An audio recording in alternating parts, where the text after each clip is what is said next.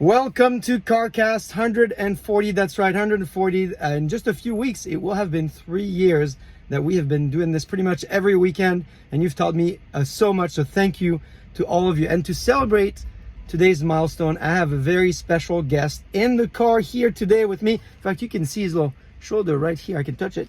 We're going to bring him in and have us talk about data engineering. But before we do that, I have a bunch of data highlights that I want to make sure you did not miss, because the last few weeks have been full of events, lots of data news. Gartner had their symposium last week, lots of announcements of vendors in the space. So first, if you did not have time to catch up on all the Google Next product launches and the customer stories, I've got 3 resources for you. The first one is the video recap that Stephanie Wong and I did on the top data analytics launches at Next. We talked about Big Lake going GA. We talked about BigQuery support for unstructured data. We talked about Spark and BigQuery, Dataplex innovation around Lineage, and of course, lots of BI launches, connected sheets for everyone, and launch of Looker Studio. So I hope you can catch this up.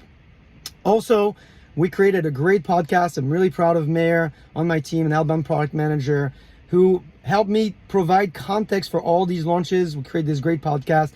Mayor actually used to work for Trevor. So Trevor, if you're listening to us, she did a great job. I hope that you can listen to this podcast. Trevor is the founder of Thorogood. So I'm really super proud of that. And I hope that you could catch it. So you have it, a video and a podcast, 2 great ways to catch up on everything that happened at Next. You're probably thinking, wait, Bruno always talks about customers, so why is he not bringing them up? And you're right, because there are lots and lots of customer stories. In fact, I created a YouTube playlist so you can watch all these customer stories. I put it on LinkedIn. Many of you added comments, liked and shared. So I'm not going to talk about all the ones, but I'm going to talk about the ones that you like the most. 2 sessions from L'Oreal covering perspective on multi-cloud and BigQuery Omni. 2 sessions on Twitter and their deployment details. 1 great session with Mercado Libre. If you don't know Mercado Libre, it's a great company in LATAM, in Argentina to follow. We talked about their deployment with PubSub. Great session with Televisa Univision on data sharing and Analytics Hub. Analytics Hub actually went GA at Next, so we announced that. CNA Insurance talked about the data mesh. Exabeam talked about building data products, and BT covered the difference between governance, data management, data architecture, which is a great segue into bringing my guest. So who's my guest? Please come into the frame. Is Joe. Joe, first of all, what's up, everyone? Oh, to be official, you have to change your glasses. Here is the official glasses. Okay. If you don't know Joe, he is the CEO and founder of Tenere Data. He is the author of the reference that you must know about, the fundamental in data engineering. Here's the book. I have a pen for you. Yeah. For you. You can, you can autograph my iPad. We were just hanging out with Jamak, who is the creator and founder of Data Mesh. Man, these glasses look really good on you, almost better than they look on me. Yeah. You want to switch sheets? Maybe we should. So you have a ton of experience in this topic: data management, data architecture, data engineering, how organizations can get out of their mess into the mesh. A growing trend right now is data products and data products manager. In fact, my friend Tom Davenport and Rennie Bean, they just published an article on the Harvard Business Review. And you know that when things get into Harvard Business Review, they've officially gone mainstream. So tell me, Joe, what is your take on data products and data product managers? I mean, it's a sign of the maturity of the data field, and it's really exciting. And the fact that this is now an HBR article, I think, more speaks to the further maturity of the idea of data products. Data products have been floated around for a while as a term. I think it's, I think we're consolidating on our definition of what that is.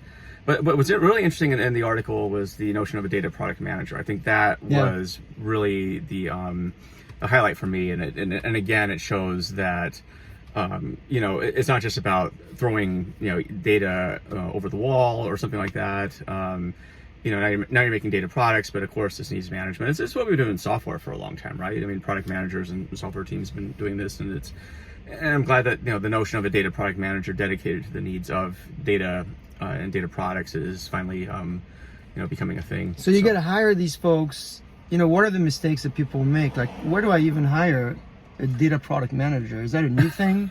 Is that something I evolved? Do I need to have a PRD for this product manager? Like, what is the profile? Ooh, that's a good one. Yeah, I mean, if we go off with the article, right? Yeah. How they define the product manager, it's very cross-disciplinary. You have to have the domain expertise of the business. you have to understand data, you have to understand tech. It's sort of the whole shebang, really. Yeah. I mean, it's you know, all the requisites of a product manager, but you know, you sprinkle some data on top of that, and yeah, it's basically a unicorn. Yeah. And you've got to have this concept of owning, right? When we think about product managers, they are the CEO of their product. Yep. So they own where the data comes from, they own the output and the value out of it. A train's about to come through here, so you're not going to be able to hear us if we continue talking. Joe, where can people find you? LinkedIn, Twitter? I'm on LinkedIn. That's the only social media I'm on. Type in Joe Reis, R-E-I-S, and you'll find me. I got a Substack coming up pretty soon, so stay tuned for that, but LinkedIn is where you can find me. And get the book if you don't know about the book. I'm going to put all the links down here. You're officially my second official guest. Actually, you're my third guest, because the very first one, I think, was my dog about 2 years ago. Oh, okay. When we got him. So thanks for spending time with us today. Of course. I hope you can connect with Joe, and we will see you. Well, I will see them next week. All right. See ya. Bye.